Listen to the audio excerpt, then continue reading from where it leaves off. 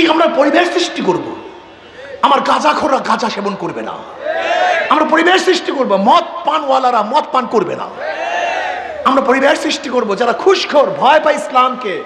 আমার ঘুষের অবস্থাটা কি? কোনো টেনশন নাই আপনার। আপনি নিজের থেকে ঘুষ ছেড়ে দিবেন, আপনি ঘুষ খাবেন না। যারা চুরি করে ওরা চিন্তা করেন আমার চুরির অবস্থা কি। আপনি টেনশন করবেন না। আপনি চুরি করবেন কেন? আপনার চুরি করতে হবে কেন? ক্ষুধার জন্য? যদি বাংলাদেশের ইসলামিক কান্ট্রি কোন একজন গরিব ক্ষুধার্ত অবস্থায় থাকে, তাহলে সেই অবস্থায় ওই প্রেসিডেন্ট সাহেব, প্রাইম মিনিস্টার সাহেব পেট ভরে খানা খেতে পারে না। ইসলামী নিয়ম, ইসলামের আইন। বাংলাদেশের জনগণ ক্ষুধার্ত থাকবে আর প্রধানমন্ত্রী প্রেসিডেন্ট পেট পুড়ে খানা খাবে, এটা ইসলামের নিয়ম না।